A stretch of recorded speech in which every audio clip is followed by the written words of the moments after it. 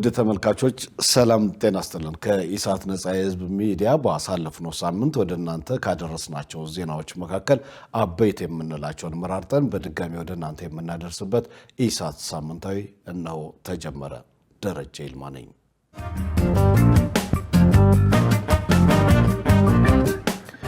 የኢሚግሬሽንና ዜግነት አገልግሎት የሐሰተኛ ሰነድ መንበራከት ችግር ሆኖብኛል ያለው ባሳለፍነው ሳምንት ነበር። በሌላ በኩል ዜጎች ፓስፖርት ለማውጣትና ሌላ አገልግሎት ለማግኘት እየተግላሉና ለአላስፈላጊ ወጪ እየተዳረጉ እንደሆነ በሕዝብ ተወካዮች ምክር ቤት የውጭ ግንኙነትና የሰላም ጉዳዮች ቋሚ ኮሚቴ አባላት ገልጸዋል። መሰረት ባዩ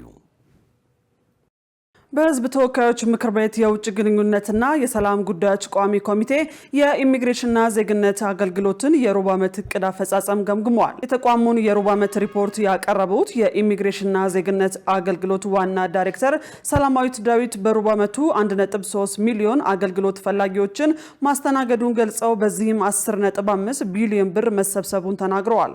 በተያያዘም ከ500 ሺህ በላይ ፓስፖርት ለተጠቃሚዎች መሰጠቱን አንስተው ከ3,000 በላይ የውጭ ሀገር ዜጎች በሐሰተኛ ሰነድ ወደ ሀገር ውስጥ ሲገቡ መያዛቸውን ገልጸዋል። በአጠቃላይ 8909 የህግ ጥሰት የፈጸሙ አካላትን መያዙን ጠቁመው ሐሰተኛ ሰነድ በመጠቀም አገልግሎት ለማግኘት መሞከር እየተበራከተ መምጣቱንና ይህም ትልቅ ተግዳሮት እየሆነ ነው ብለዋል። በሕዝብ ተወካዮች ምክር ቤት የውጭ ግንኙነትና የሰላም ጉዳዮች ቋሚ ኮሚቴ አባላት በቀረበው ሪፖርት ላይ ጥያቄ አንስተዋል። ዜጎች ከኢሚግሬሽን የፓስፖርት አገልግሎት ለማግኘት የሚጠበቅባቸውን ግዴታ ሙሉ በሙሉ ተወጥተው ፓስፖርት ለመቀበል በቀጠሮው ቀን ሲመጡ ከዜጎች ያለደረሰኝ የሚቆረጠው 100 ብር ክፍያ የፋይናንስ ህጋዊ መመሪያዎችን የተከተለ ነው ወይ? ወደ ገቢ መሰብሰብ አላመዘነም ወይ? ተቋሙ የኢሚግሬሽን እና ዜግነት አገልግሎት ፕራይም ኦብጀክቲቭ ገቢ መሰብሰብ ነው ወይ? አሁን ደላላ የሚባለውና ይሄ ሌባው ምርመጠመጠው በር ላይ ማለት ነው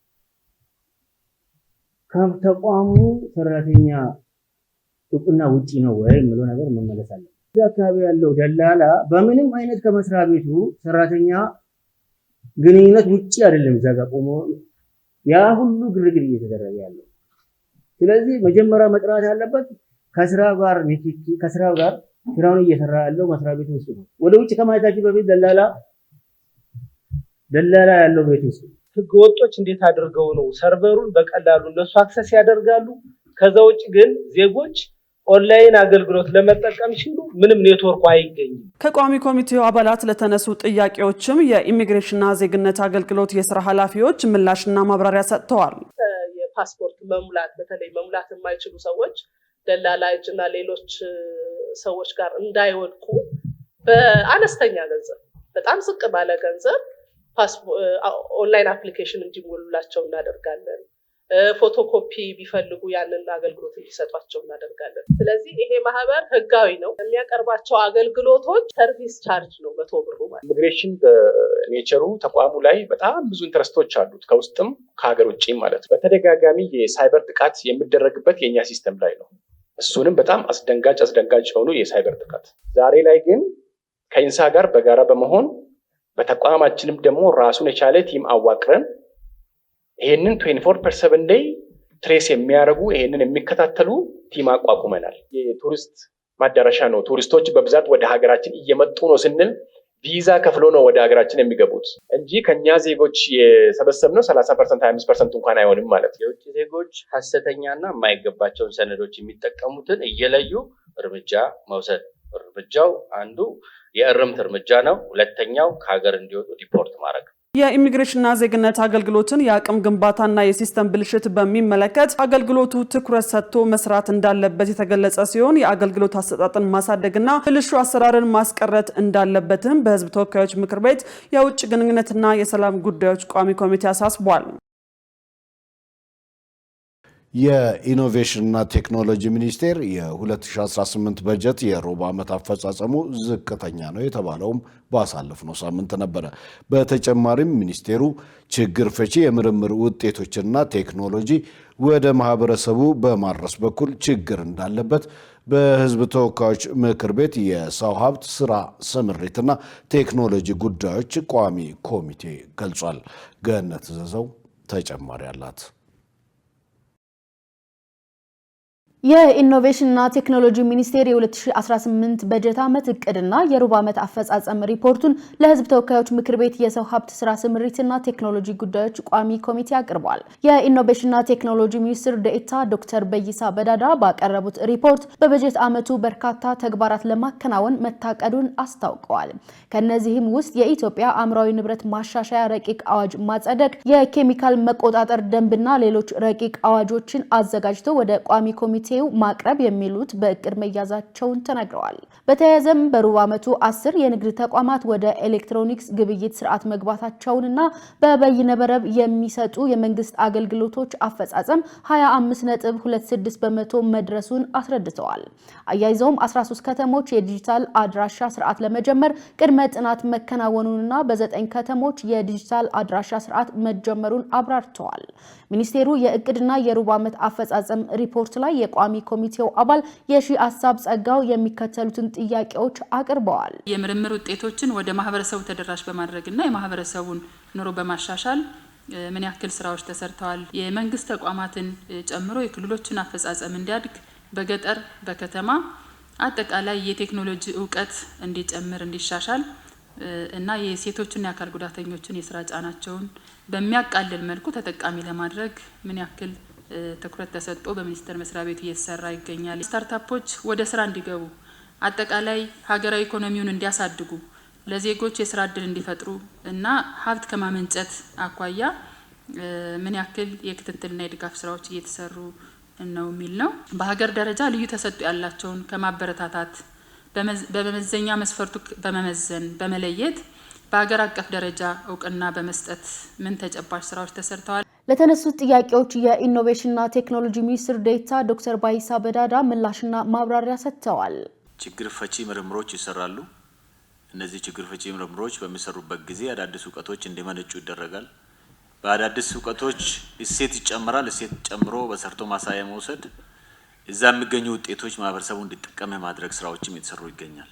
ቴክኖሎጂ ተደራሽና አካታች ከማድረግ አንጻር ከተቋማት፣ የክልሎች፣ የገጠር ከተማ፣ የሴቶች አካል ጉዳተኞች ተጠቃሚ እንዲሆኑ ለማድረግ የተሰሩ ስራዎች አሉ። አንደኛ ስነ ምህዳሩ በሀገሪቱ አስቻይ ሁኔታ እንዲፈጠር በገጠር በከተማ በቅርብ በሩቅ መሰረተ ልማት ተደራሽ የማድረግ ሰው ኃይል ልማት ላይ በትኩረት ተሰርቷል። ይህ በመላ ሀገሪቱ የኔትወርክ መስፋፋት እንዲደርስ ጥረት ተደርጓል። የቋሚ ኮሚቴው ምክትል ሰብሳቢ ዶክተር ቤተልሔም ላቀው ሚኒስቴሩ ያቀረበው የመጀመሪያ ሩብ ዓመት አፈጻጸም ዝቅተኛ መሆኑንና ታቅደው ያልተከናወኑ ተግባራት መኖራቸውን አብራርተዋል። ስማርት ስልክ መያዝና ቴክኖሎጂ ማወቅ በጣም ሁለቱም የተለያዩ ናቸው። ስለዚህ ቴክኖሎጂ እውቀቱ ማህበረሰባችን ምን ያህል ደርሷል? ለማህበረሰባችንን ችግር ልንፈታ ነው እንግዲህ ኢኖቬሽን ቴክኖሎጂ ያለ የምናወራውና ችግሩን ለመፍታት እንችላለን ወይ? አሁን ያለንበት የማህበረሰብ ምን ያህል ንቃተ ህሊና ያለው የሚለውን እንደ የቤት ስራችን ሁላችንም መውሰድ ስላለብን ነው። ምን ያህል በፌደራል ተቋምስ ተደራሽ ናችሁ? 2018 ዓመተ ምህረት አንደኛ ሩብ ዓመት ታቀደው የሩብ ዓመት አፈጻጸማቸው ዝቅተኛ የሆኑ ተግባራቶች መኖራቸውን በሪፖርቱ የተመላከተ ሲሆን በ2018 ዓመተ ምህረት አንደኛ ሩብ ዓመት ይጠናቀቃሉ ተብለው የታቀዱ ተግባራት 100% በሪፖርቱ የተገለጸ ቢሆንም በሪፖርቱ ማብራሪያ በሂደት ላይ እንዳሉ የተገለጹ ስራዎችን መኖራቸውንም አይተናል። ህፃናት የመጫወት መብታቸው ሊጠበቅላቸው ይገባል የተባለውም ባሳለፍነው ሳምንት ነበረ። የዓለም ህፃናት ቀን የህፃናት ጥበቃና የመጫወት መብት ለሁሉም ህፃናት በሚል መሪ ቃል በኢትዮጵያ ለ20ኛ ጊዜ ህዳር 11 ቀን 2018 ዓመተ ምህረት መከበሩ ተገልጿል። ሙሉቀን ሰለሞን በዓለም አቀፍ ደረጃ የተባበሩት መንግስታት ድርጅት የህፃናት መብቶች ስምምነት በጠቅላላ ጉባኤ የጸደቀበትን ኖቨምበር 20 ቀን መነሻ በማድረግ በየዓመቱ ኖቨምበር 20 በዓለም አቀፍ ደረጃ የህፃናት ቀን ተብሎ ይከበራል። በኢትዮጵያ ደግሞ ህዳር 11 ቀን ይከበራል። እንደ አውሮፓውያን አቆጣጠር ከ1989 ጀምሮ መከበር የጀመረው የህፃናት ቀን ዘንድሮ በዓለም ለ36ኛ በኢትዮጵያ ደግሞ ለ20ኛ ጊዜ የህፃናት ጥበቃና የመጫወት መብት ለሁሉም ህፃናት በሚል መሪ ቃል የፊታችን ህዳር 11 ቀን ይከበራል። ቀኑን አስመልክቶ የአዲስ አበባ ከተማ አስተዳደር ሴቶች ህፃናትና ማህበራዊ ጉዳይ ቢሮ ዛሬ ህዳር 9 ቀን 2018 ዓ.ም የተለያዩ ባለድርሻ አካላት የተሳተፉበት የፓናል ውይይት ያዘጋጀ ሲሆን በውይይቱ ላይ ህጻናትን የተመለከቱ በርካታ ጉዳዮች ተነስተዋል። የፓናል ውይይቱ ላይ የመክፈቻ ንግግር ያደረጉት የቢሮ ኃላፊ ቆንጅት ደበላ እንደተናገሩት የህጻናት ቀን ሲከበር የሚከተሉትን 4 ጉዳዮችን ከግምት ውስጥ በማስገባት ነው። ይህንን በዓል እንደ ሀገርም ይሁን እንደ ከተማ አስተዳደር ስናከብር በዋናነት 4 ጉዳዮችን ትኩረት በማድረግ ነው ማለት ነው። የመጀመሪያው የህፃናት መብት ለማስገንዘብና ለማክበር ሲሆን፣ ሁለተኛው የህፃናት ጥበቃን ለማጠናከር ነው። ሶስተኛው የህፃናት ደህንነትን ለማሻሻል ሲሆን፣ መጨረሻ ላይ መግባባት ለማጎልበት ነው። ከውይይቱ ተሳታፊዎች የተለያዩ አስተያየቶችና ጥያቄዎች የቀረቡ ሲሆን የፓናሉ አወያዮችም ለቀረቡ ጥያቄዎች ምላሻቸውን ሰጥተዋል። በቀዳማዊ ልጅነት የሚሰሩ ሰዎች ወይም ሞግዚቶች እና ወላጆች ስለ ህፃናት መብትና ጥቃት ምን ያህል ስልጠናዎችን ሰጣችኋል? እናንተ ሞግዚቶቹን ማለት ነው። ሌላኛው ደግሞ በዴኬር ውስጥ የህክምና ባለሙያዎች አሉ ወይ? ግን ከተደራሽነት አንጻር ምን እየተሰራ ነው? የምኖርበት አካባቢ ሰፊ ኮንዶሚኒየም፣ ሰፊ ቦታ አለው። የኳስ ሜዳ ሁሉ ያለው ኮንዶሚኒየም አለ። ልጆች ግን የሚጫወቱበት ስንዝር ቦታ የለም። ለሁላችሁም አንድ አዌር ላደርጋችሁ ፈልገው በየትኛውም መጫወቻ ቦታ እስከ 6 ዓመት ያሉ ህፃናት በነፃ ነው የሚገቡት። የትኛውም የመጫወቻ ቦታ ደንቡ በደንብ ተጽፏል። ያው መብታችን አውቀን ካልተከራከርን ብዙ ጊዜ መብታችን እንትን አይልም። ብዙ የመጫወቻ ቦታ ተዘግቶ ነው ያለው። መንግስት ካለማው በኋላ ብዙዎቹ እንዳውም መቆለፊያ እንዳይደረግበት ከልክለናል። ማንም ሰው ገብቶ እንዲጫወትበት ማለት ነው። አሁን አይታችሁ ከሆነ ብዙ ተደራሽ እንዲሆኑ ከሰፈር ውስጥ ካሉት በተጨማሪ ጎዳና ላይ መንገድ ላይ የተሰሩትኝ ማንኛውም ሰው አክሰስ እንዲያደርጋቸው ነው። የግል ዳይኬሪን እና ህጻናት ማዋያን በተመለከተ እውነት ነው ክፍተት ነበረ። በአዋጅ ደረጃ የመድኃኒትና መድኃኒት ቁጥጥር ባለስልጣን አሁን እንደዛ ሆኗል። ፉድ ኤንድ ድራግ አድሚኒስትሬሽን ሆኗል። መድኃኒትና ምግብ ባለስልጣን ነበረ ድሮ ሁሉንም ነገር የሚወስድ። ስለዚህ የሴቶች ህጻናት ማህበራዊ ጉዳይ ቢሮ ብዙ ሰይ አልነበረው። በጣም ደስ በሚል ሁኔታ አሁን ኤምኦዩ እየሰራን ነው አብሮ ለመስራት ማለት ነው። ህግም እንደገና ተከልሰዋል እና ቁጥጥሩን ከዚህ በኋላ በጋራ እንሰራለን ማለት ነው። እንደ ማንኛውም እንደ መንግስት በ3 ወር ቢያንስ አንዴ ሄደን ምን እንደሚሰሩ እንዴት እንደሚሰሩ የሰለጠነ ሰው አለ ወይ፣ ምንድነው ጉለታቸው፣ ምን ቢጨምርላቸው የሚለውን አብረን ለመስራት ስምምነት ላይ ደርሰናል። ህጻናት እንደ ሌሎቹ መብቶቻቸው ሁሉ የመጫወት መብታቸውን ሊጠበቅላቸው እንደሚገባ በውይይቱ ላይ ተገልጿል። የአንዳንድ አካባቢዎች የጸጥታ ችግርና ተለዋዋጭ ህጎች በስራዬ ላይ ተግዳሮት ሆኖብኛል ሲል የኢትዮጵያ ኢንቨስትመንት ኮሚሽን ያስታወቀው ባሳለፍነው ሳምንት ነበረ። ኮሚሽኑ ይህን ያስታወቀው የ2018 ሩብ ዓመት እቅድ አፈጻጸሙን ለህዝብ ተወካዮች ምክር ቤት የንግድና ቱሪዝም ጉዳዮች ቋሚ ኮሚቴ ባቀረበበት ወቅት ነው። ትዕግስት ተስፋ ያዘጋጅተዋለች። መሰረት ባዩ እንደሚከተለው ታቀርበዋለች። የህዝብ ተወካዮች ምክር ቤት የንግድና ቱሪዝም ጉዳዮች ቋሚ ኮሚቴ የኢትዮጵያ ኢንቨስትመንት ኮሚሽንን የ2018 ሩብ ዓመት እቅድ አፈጻጸም በዛሬው ዕለት ገምግሟል። የኮሚሽኑ ምክትል ኮሚሽነር ዳጋቶ ኩምቤ ሪፖርቱን ባቀረቡበት ወቅት የህጎች ተለዋዋጭነትና የጸጥታ ችግር ኮሚሽኑ ያጋጠሙት ተግዳሮቶች መሆናቸውን አንስተዋል። አንደኛው ኢተገማች ሁኔታ ነው። ህጎች በሚወጡበት ጊዜ አሰራሮች በሚቀየሩበት ጊዜ ለባለሀብቶች በጊዜ ኖቲስ ያለማድረግ፣ ስለዚህ ስራ ላይ አለ ብሎ በሚያስቧቸው ህጎች መሰረት የወሰኗቸው ውሳኔዎች ድንገት ይቀየራሉ። ይሄ እንደ ችግር በተደጋጋሚ የሚመጣ ችግር ነው የነበረው። ሌላኛው ተለዋዋጭ የሆኑ የዓለም ጸጥታ ችግሮች አንዳንድ ጊዜ የሎጂስቲክስ አገልግሎት መዛባትን እያስከተሉ ይገኛሉ። ሌላኛው አንዳንድ ቦታ ላይ ያለው የጸጥታ ችግር እንደ ችግር የተለዩ ናቸው። የንግድና ቱሪዝም ጉዳዮች ቋሚ ኮሚቴ ሪፖርቱን በገመገመበት ወቅት አባላቱ የሚከተሉትን ጥያቄዎች አቅርበዋል። ምቹ ከባቢያዊ ሁኔታን በመፍጠር በየክልሎች ከተማ አስተዳደሮች እያጋጠሙ ያሉ የኢንቨስትመንት ችግሮችና ማነቆችን ከባለድርሻ አካላት ጋር በመቀናጀት ችግሩን ለመፍታት ምን ታስቧል? በተለያዩ ጊዜያት ከባለድርሻ አካላት ጋር የሚፈጠሩት መድረኮችና የሚደረጉ ውይይቶች ችግሮችን ለመፍታት ያበረከቱት አስተዋጽኦ ምን ውጤት አመጣ? በቀጣይ ውስጥ ችግሩ እንዲፈታ እንደሚችል ማብራሪያ ቢሰጥበት። በኢንቨስትመንት ህግ ደንብና መመሪያ ውጪ በሚንቀሳቀሱ ድርጅቶች ላይ አስተማሪ እርምጃ ለምን አልተወሰደም? የኢትዮጵያ ኢንቨስትመንት ኮሚሽን ኮሚሽነር ዶክተር ዘለቀ ተመስገን ከቋሚ ኮሚቴው ለተነሱ ጥያቄዎች በሰጡት ምላሽ ህግና ደንብ በሚተላለፉ አካላት ላይ ጠንካራ እርምጃ እየተወሰደ መሆኑን ገልጸዋል።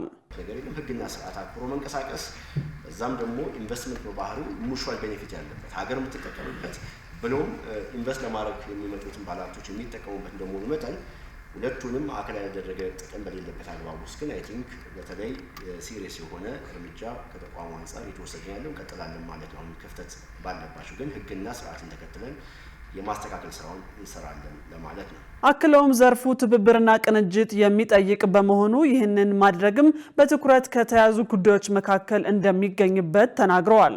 በተለይ ምቹ ከባቢ ሁኔታን በመፍጠር ይሄ ቅንጅትን የተመለከተው ጥያቄ ማለት ነው።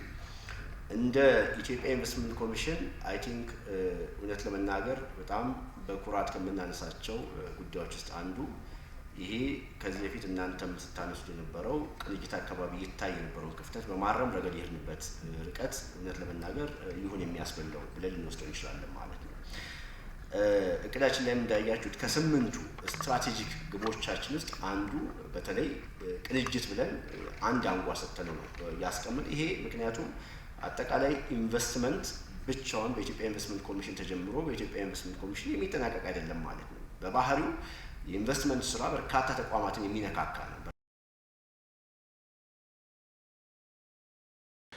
ከ400 በላይ ዶሮዎች ጤናማ ባልሆነ መንገድ ታርደው ሊሸጡ ሲሉ በቁጥጥር ስር ማዋሉን ባለስልጣኑ ያስታወቀውም በዚሁ ሳምንት ላይ ነበረ። የአዲስ አበባ ከተማ ምግብና መድኃኒት ቁጥጥር ባለስልጣን እንዳስታወቀው ከአንድ ድርጅት ብቻ ከ400 በላይ ዶሮዎች ጤናማ ባልሆነ መንገድ ታርደውና ተበልተው ሊሸጡ ሲሉ ተይዘዋል። በተጨማሪም እንስሳትን ባልተፈቀደ መንገድ አርደው ለሽያጭ የሚያቀርቡ ተቋማትና ግለሰቦች መኖራቸውን አመልክቷል። ሰላማዊት ሙሉጌታ ተጨማሪ አላት። የአዲስ አበባ ከተማ አስተዳደር የምግብና መድኃኒት ቁጥጥር ባለስልጣን በገበያ ላይ በሚያደርገው ክትትልና ቁጥጥር መሰረት በ2018 በጀት ዓመት የመጀመሪያው ሩብ ዓመት ውስጥ ከአንድ ድርጅት ብቻ 425 ዶሮዎች ጤናማ ባልሆነ መንገድ ታርደውና ተበልተው ለህብረተሰቡ ሊሸጡ ሲሉ አግኝቶ በቁጥጥር ስር መዋሉን አስታውቋል። የባለስልጣኑ የምግብና ጤና ነክ ተቋማት ዳይሬክተር አቶ እስጢፋኖስ ጌታቸው ለኢሳት እንደገለጹት እርምጃ የተወሰደበት ተቋም የንግድ ፍቃድ የሌለው መሆኑም ታውቋል። በግም ፍየልም እንዲሁም ደግሞ በሬ ግለሰብ ቤት ውስጥ የራሳቸው ለራስ ፍጆታ ከሆነ ሊታረድ ይችላል። ነገር ግን ለገበያ እንዲውል የሚደረገው ለብዙሃን አሳሳቢ ስለሚሆን የጤንነቱ ጉዳይ በዛ ዙሪያ ህጉ በሚለው መሰረት ያልተዘጋጀ ከሆነ እርምጃ የሚወሰድበት ሁኔታ ነው ያለው። ይሄ እነዚህ 425 ዶሮ እንዳልኩሽ ታርዶ ተበልቶ በርካታ ፍሪጅ ውስጥ ተቀምጦ ነው የተገኘው እና የሚታረድበት ቦታ የራሱ ፍቃድ ያለው ብቃት ማረጋገጫ ያለው ሁልጊዜም ክትትል የሚደረግበት ያ የምናደርገው ከእንስሳት ወደ ሰው የሚተላለፉ በሽታዎች ስላሉ እና አሳሳቢም ስለሆነ ያንን ለመከላከል ታስቦ ነው የራሱ ስታንዳርድ ተቀምጦለት ያንን ሁሉ ያላለፉ ጤንነቱ ያልተረጋገጠ የት እንደታረደ የማይታወቅ ሆኖ በመገኘቱ እርምጃ ወስዷል ማለት ነው። ተቋም ነው ትንሽ ያልተፈቀደለት ማለት ነው። ፈቃድ የሌለው ግለሰብ ሱቅ ውስጥ ተገኘውና ዳይሬክተሩ አክለውም ለእርድ የሚቀርቡ እንስሳት ከምርመራ ጀምሮ ወደ ልኳንዳ ቤት ገብተው ለምግብነት እስኪውሉ ድረስ ቁጥጥር እንደሚደረግ ተናግረዋል። ይሁን እንጂ በህገወጥ መንገድ የታረዱ የእንስሳት ውጤቶችም ወደ ልኳንዳ ቤት የሚገቡበት አጋጣሚ መኖሩን ገልጸዋል። እንደዚህ ማለት እንደዚህ አይነት በየጓሮ ንጹህ ባልሆነ ቦታ ላይ አርደው ልኳንዳ ውስጥ ገብቶ የምናገኘው ብዙ አለ። ብዙ ማለት ነው። አልፎ ተርፎ እንደ ቢዝነስ አስቦ እንደዚሁ አዲስ ዓመት አካባቢ ላይ ወደ 3 በሬዎችን አርዶ እንደዚሁ በመኪና ሲያከፋፍል የተያዘ ግለሰብ አለ። እንደዚህ የሚያዘጋጁ ግለሰቦች ካሉ እንዲታረሙ ከግለሰቡ ነው የሚጀምረው መታረም። ባለስልጣኑ ጉዳዩ ከሚመለከታቸው አካላት ጋር በመሆን የተጠናከረ ቁጥጥር እንደሚያደርግ እስጢፋኖስ ጌታቸው አስረድተዋል። ውድ ተመልካቾች ከኢሳት ነጻ የህዝብ ሚዲያ ኢሳት ሳምንታዊ ወደ እናንተ መድረሱን እንደቀጠለ ነው። አሁን ደግሞ ወደ ውጭ ዘገባዎች አልፋለሁ። በጊኒ ቢሳው ኦማሮ ሲሶኮን ጨምሮ 12 እጩዎች ለፕሬዝዳንትነት ይፎካከራሉ የተባለው ባሳለፍነው ሳምንት መጨረሻ ላይ ነበረ። ሆኖም በስልጣን ላይ ላሉት ፕሬዝዳንት ኦማሮ ሲሶኮ ዋና ተፎካካሪ የፒኤአይጂሲ ፓርቲ አባል ዶሚኒጎስ ሲሞስ እንዳይወዳደሩ በጠቅላይ ፍርድ ቤት መወሰኑን በሚመጣው እሁድ የሚደረገውን ምርጫ በውዝግብ እንዲሞላ አድርጎታል። ዮሐንስ ተስፋ። ጊኒ ቢሳው ባለፉት 10 ዓመታት የፖለቲካ አለመረጋጋትና ተደጋጋሚ መፈንቅለ መንግስት ሙከራ አጋጥሟታል። የቅርብ ጊዜው ሙከራ የተካሄደው ደግሞ እንደ አውሮፓውያኑ በታህሳስ 2023 ሲሆን የብሔራዊ ጥበቃ ሰራዊት ከፕሬዝዳንታዊ የጥበቃ ሰራዊት ጋር ከተጋጨ በኋላ ኡማሮ ሲሶኮ ኤምቫሎ ፓርላማውን እንዲበትኑ ተደርገዋል። ከዚያን ጊዜ ጀምሮም ፓርላማው አልተሰበሰበም። በሌላ በኩል እንደ አውሮፓውያኑ በ1973 የብሔራዊ ነጻነት የትጥቅ ትግልን የመራው ታሪካዊ ፓርቲ ፒኤአይጂሲ በምርጫ የማይሳተፍ በት የመጀመሪያው የምርጫ ዘመን ይሆናል። የኢንቫሎ በድጋሚ ለመመረጥ ፍላጎት ማሳየት ደግሞ ከሀገሪቱ ዜጎች የተለያየ ስሜት እንዲንጸባረቅ አድርጓል። ከ29 ዓመታት በፊት የምናውቀው ዲሞክራሲ አሁን እየተመለከትን ያለነው ሞዴል አይደለም። በአንድ ግለሰብ የሚዘወር ስርዓት እየተመለከትን ነው። ለዚህም ነው ጊኒ ቢሳው አሁን ያለችበትና ወደፊት የሚኖራት ሁኔታ አደጋ ላይ ነው የምንለው። ሀገራችን በአምባገነንነትና በዲሞክራሲ መሀል እየዋለለች ነው። ስለዚህ ይህ ምርጫ በጣም ወሳኝ ነው። ወይ አምባገነንነትን እናረጋግጣለን ወይም በዲሞክራሲ ስርዓት እንቀጥላለን። ኡማሮ ሲሶኮ ኤምቫሎ በዚህኛው ምርጫ እንደገና ድምጽ በማግኘት ለ30 ዓመታት የመሩ የጊኒ ቢሳው የመጀመሪያው ፕሬዝዳንት በመሆን ታሪክ ለመስራት እየጣሩ ነው። ሆኖም የመጀመሪያው የስልጣን ዘመናቸው ያልተረጋጋ ሲሆን እንደ አውሮፓውያኑ በ2020 ስልጣን ከያዙ ወዲህ በሚመሩት መንግስት አማካኝነት ከስልጣን እንዲወርዱ የተለያዩ ሙከራዎች ሲደረጉባቸው እንደቆዩ ተናግረዋል። ከነዚህም መካከል በካቢኔ ህንፃ አቅራቢያ ለሰዓታት የቆየ የተኩስ ልውውጥ የተካሄደበት አስደናቂው የ2022 ጥቃት ይገኝበታል።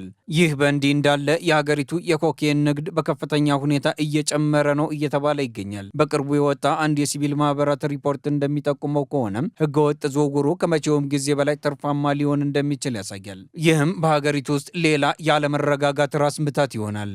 የ53 ዓመቱ የቀድሞ የጦር ጀኔራል ኢንቫሎ ህጋዊነታቸው ላይም የማያቋርጥ ተግዳሮት ገጥሟቸዋል። ተቺዎቻቸው በ2019 ምርጫ አጭበርብረው እንዳሸነፉና ስልጣናቸውም በህግ ከተፈቀደው በላይ ተጠቅመዋል ብለው ይከሷቸዋል። እንደዚያም ሆኖ ዋና ተቀናቃኛቸው የቀድሞ ጠቅላይ ሚኒስትር ዶሚንጎስ ሲሞስ ከምርጫው በመገለላቸው ወደ ፕሬዝዳንታዊ ምርጫ ብቸኛ ሆነው ይገባሉ። ነገር ግን በጊኒ ቢሳው እንደ ድህነት መቀነስና ጤናና ትምህርት ማሻሻል ያሉ ዋና ዋና ግቦች አሁንም እውን አልሆኑም። ዜጎች ግን ይህ የምርጫው ውዝግብ እንዲያበቃና የጸጥታው ሁኔታ የተረጋጋ እንዲሆን ተስፋ ሰንቀዋል። ይህ ምርጫ ሰላምና መረጋጋት እንደሚያመጣ ተስፋ አድርጋለሁ። ከዚህ በኋላ ረሃብ እንደማይኖር አምናለሁ እና የተመረጠው ሰው ማንም ይሁን ህገ መንግስታችንን ያከብራል። ከዚህ በኋላ ስልጣን አላግባብ መጠቀም አይኖርም። ቀጣዩ ፕሬዝደንትም ህዝቡ አስተማማኝ ሰላም እንዲኖሩ ያደርጋሉ። ምርጫው ሊደረግ የታሰበው በ2024 ቢሆንም በፕሬዝዳንት ኤምቫሎ ውሳኔ ተራዝሟል። ህገ መንግስቱ ፕሬዝዳንታዊውን የስልጣን ጊዜ በ5 ዓመት ሲወስን ከ2 የስልጣን ዘመን እንዳይበልጥም ይደነግጋል። መረጃውን ስናጠናቅር ሲጂቲኤን አፍሪካ፣ ሮይተርስ እና አፍሪካን ኒውስ ዋቢዎቻችን ነበሩ። ፕሬዝዳንት ዶናልድ ትራምፕ የሱዳንን የእርስ በርስ ጦርነት ለማስቆም እንደሚሰሩ ያስታወቁትም በዚሁ ሳምንት መጨረሻ ላይ ነበረ። ትራምፕ ይህንን የተናገሩት የሳዑዲው አልጋ ወራሽ በሱዳን ያለውን ጦርነት ለማስቆም እገዛ እንዲያደርጉ ላቀረቡላቸው ጥያቄ በሰጡት ምላሽ ነው። ሸሪፍ ኢማም ፕሬዚደንት ዶናልድ ትራምፕ ረቡዕ ዕለት የሱዳንን የእርስ በርስ ጦርነት ለማስቆም እንደሚሰሩ ተናግረዋል። ፕሬዚደንቱ ይህንን ያሉት የሳውዲ አረቢያው አልጋ ወራሽ መሐመድ ቢን ሰልማን በአሜሪካ ጉብኝታቸው በሱዳን ያለውን ግጭት ለማስቆም እገዛ እንዲያደርጉ ጥያቄ ማቅረባቸውን ተከትሎ ነው። ትራምፕ ሱዳንን በተመለከተ አልጋ ወራሹ አንድ ጉዳይ እንዳከናውን ጠይቀውኛል ብለዋል በአሜሪካ ሳውዲ ኢንቨስትመንት ፎረም ላይ። በዚህ ጉዳይ ላይ ተሳትፎ ለማድረግ በቅዴ ውስጥ ያስኩት ነገር የለም። ይሁን እንጂ ጉዳዩ በሱዳን ያለው ግጭት ማለታቸው ነው አሁን ላይ ከቁጥጥር ውጭ እየሆነ ነው። ግጭቱን ማስቆም ምን ያህል አስፈላጊና ጠቃሚ እንደሆነ አውቃለሁ። በሱዳን ጉዳይ ላይ አሁኑኑ ስራ መስራት እንጀምራለን ብለዋል ፕሬዚደንት ትራምፕ። በሱዳን የእርስ በርሱ ጦርነት ከተጀመረ ከአፕሪል 2023 ጀምሮ በ10 ሺዎች የሚቆጠሩ ሰዎች ተገድለዋል። ወደ 12 ሚሊዮን የሚጠጉ ሱዳናውያን ደግሞ ከቀያቸው ተፈናቅለዋል። ትራምፕ የኢንቨስትመንት ፎረሙን ስብሰባ ጨርሰው እንደወጡ በሱዳን የእርስ በርስ ጦርነት የተፈጸመውን ጭፍጨፋ አውግዘዋል። አክለውም ግጭቱን ለማስቆም ከሳውዲ አረቢያ፣ ከተባበሩት አረብ ኤሚሬትስና ከግብፅ ጋር ተባብረው እንደሚሰሩ አስታውቀዋል። የበርካታ ንጹሐን ጭፍጨፋ በሱዳን ተፈጽሟል። በምድር ላይ በጣም ብጥብጥ ያለበት ስፍራና ከፍተኛ የሆነ የሰብአዊ ቀውስ ያለበት ቦታም ነው ብለዋል በትሩዝ ማህበራዊ ሚዲያ ባጋሩት መልእክት። ለፕሬዚደንት ትራምፕ ጥረት የሱዳን ሉዓላዊ ምክር ቤት በአብዱል ፈታህ አልቡርሃን የሚመራው በምላሹ በሱዳን ለማምጣት ከአሜሪካና ከሳውዲ አረቢያ ጋር ተባብሮ እንደሚሰራ አስታውቋል። አብዱል ፈታህ በመልእክታቸው የሱዳን ሕዝብ የሚናፍቀውና በተስፋ የሚጠብቀውን ሰላም ለመድረስ በቁርጠኝነት ዝግጁ መሆናቸውን ገልጸዋል። የሳውዲ ሹማምንት በተደጋጋሚ ለዋሽንግተን እንዳስታውቁት በሱዳን ያለው ግጭትና አለመረጋጋት በዚሁ ከቀጠለ በቀይ ባህር አካባቢና በአፍሪካ አለመረጋጋት ሊፈጥር ይችላል ብለዋል። እነሱ ይህን ይበሉ እንጂ ለአፍሪካዊ ችግር አፍሪካዊ መፍትሄ በሚል መርህ የአፍሪካ ህብረት ከተባበሩት መንግስታት ጋር በሱዳን ሰላም ለማምጣት በትብብር እየሰራ ነው። በአፍሪካ ህብረት የሰላምና ደህንነት ካውንስል በሱዳን ያለውን ግጭት ለማስቆም የሚያስችል ፍኖተ ካርታ ማዘጋጀቱም ታውቋል። ዜናውን ስናዘጋጅ ሚድል ኢስት ሞኒተር እና ዲደብሊውን በመረጃ ምንጭነት ተጠቅመናል። ውድ ተመልካቾች ከኢሳት ሳምንታዊ ለሰዓቱ የያዝናቸው ዜናዎች እስካሁኖቹ ነበሩ። ከዜናው ጋር ደረጀ ይልማ አብሬያችሁ ቆይቻለሁ። ከቀሪ ኢሳት ዝግጅቶች ጋር ሰናይ ጊዜ